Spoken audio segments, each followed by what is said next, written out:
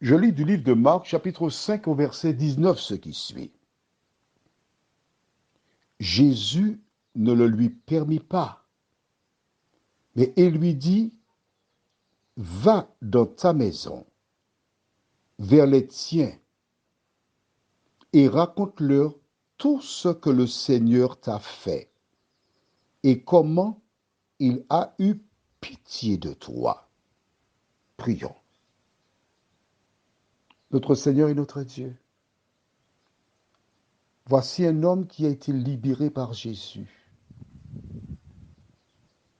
qui lui donne une mission. Alors que nous approfondirons ce verset, merci de nous éclairer, de nous conduire, au nom de Jésus pour ta gloire éternelle. Amen. L'homme demande à Jésus la permission de partir avec lui. Il a été tout récemment délivré.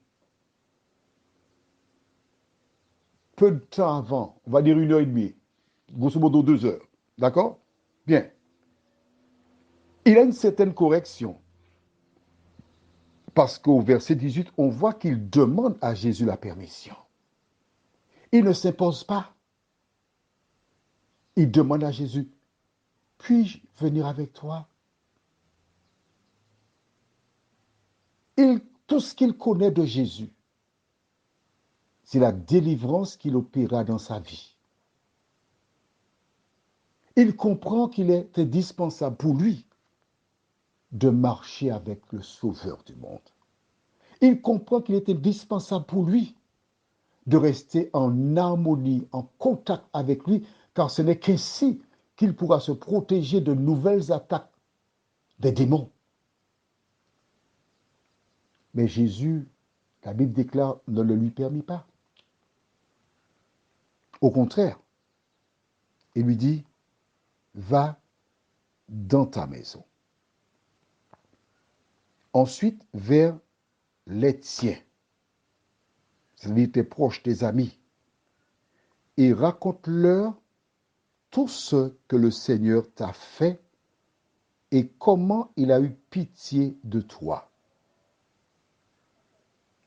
Pour qu'ils sachent de qui il s'agit, il dit le Seigneur.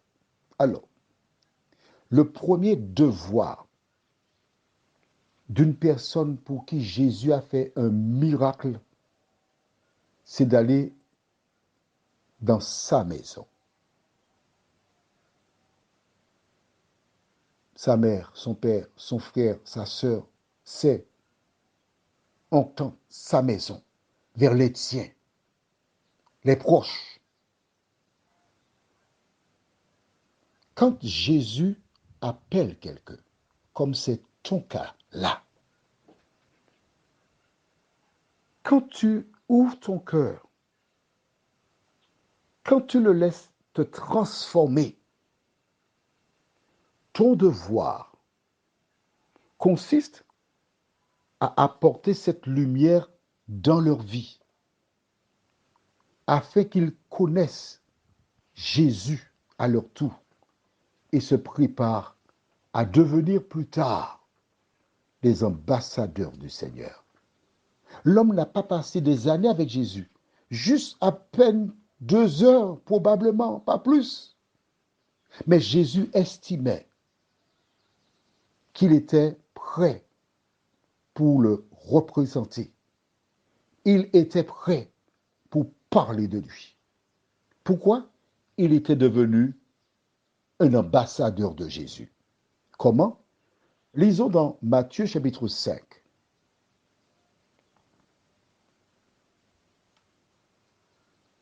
Verset 13. Vous êtes le sel de la terre. Mais si le sel perd sa saveur, avec quoi la lui rendra-t-on? Il ne sert plus qu'à être jeté dehors et foulé aux pieds par les hommes. Vous êtes la lumière du monde. Cet homme qui a été délivré par Jésus était le sel, la lumière.